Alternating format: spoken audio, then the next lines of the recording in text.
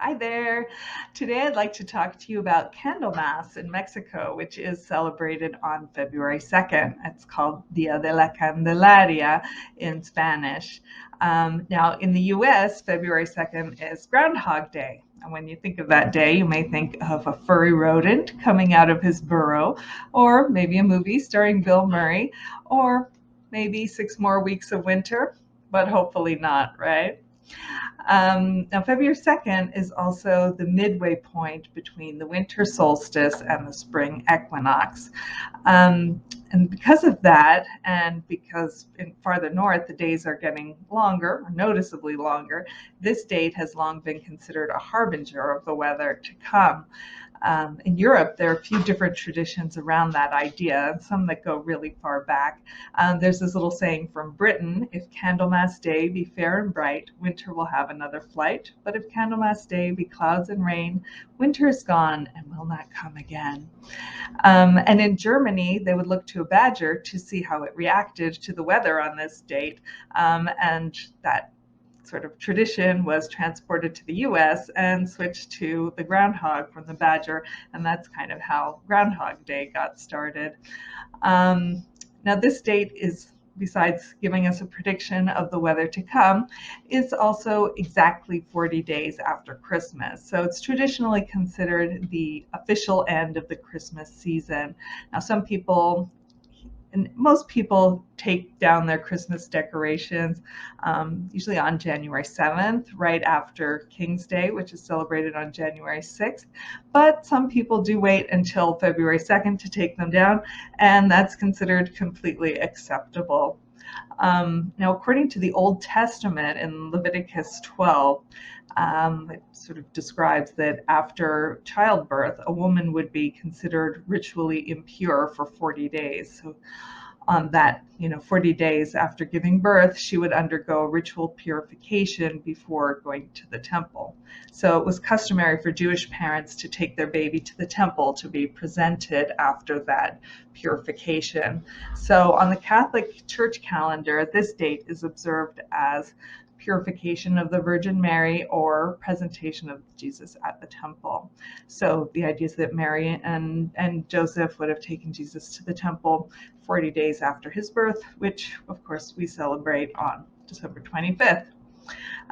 So why is this date referred to as Candlemas?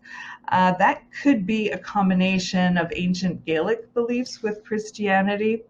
So going back to the fact that this date is halfway between the winter solstice and the spring equinox, it was celebrated as Imbolc, or the beginning of spring, and which later became St. Bridget's Day. And they may have had candlelight processions, and since this date is celebrated with the light, candles became associated with it, and it became customary to bless the candles on this day, and that's why we call it Candlemas.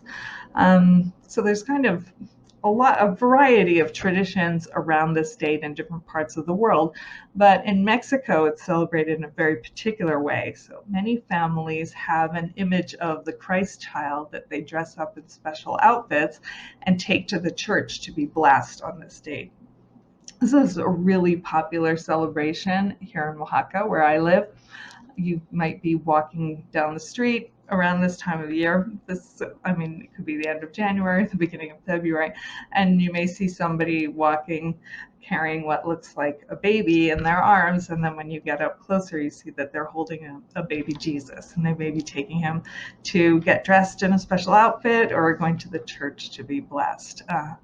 They have in the markets, and they have a few shops that are set up where people can take their baby Jesuses to be outfitted, have a wide variety of different outfits to choose from, as well as accessories, including crowns and scepters and thrones.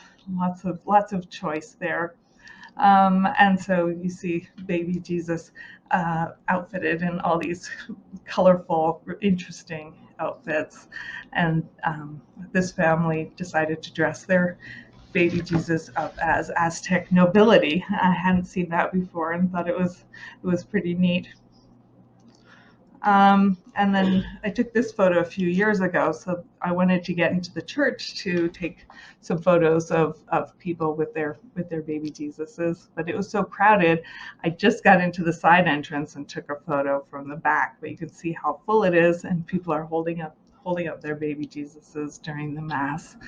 And then afterwards, people streaming out of the church, and the priest is there sprinkling holy water as they come out. So on this date, we also have a follow-up to King's Day, or Dia de Reyes, which was on January 6th. So that's the day where the three kings would have gone to visit Jesus and bring him gifts.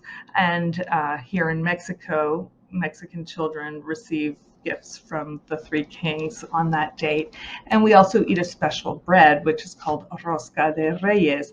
And that bread has little figurines of a baby baked inside, and whoever gets the baby is supposed to bring tamales to share on February 2nd. So here we have the follow-up. So whoever got the baby in their piece of rosca is supposed to provide tamales on February 2nd.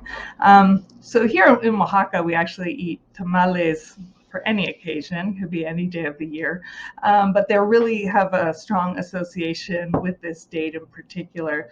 So it may be that the Aztecs also believed that February 2nd was a special date, even before the arrival of the Spaniards. And it seems that they would offer tamales to the rain god Tlaloc to ask for rain, since it's starting to get very dry here this time of year. So tamales are a very ancient food. In fact, it may be one of the earliest kind of the ways that corn was prepared, going really far back, even before they made tortillas. So really important food, and ritually important, and very culturally important as well. Now, I'm fascinated by Mexican culture, food, fiestas, Frida Kahlo also. If you're interested in any of these topics, I hope you'll join me for one of my virtual tours. You can go to discover-oaxaca.com and click on virtual tours there, or you can look down below this video and you'll see a link for my latest one, which is called The History of Mexico in 10 Dishes.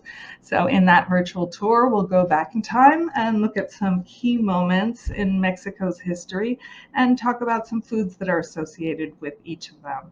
So if you're interested in learning more about it or booking a spot, please click the link below, and I hope to see you then. Bye.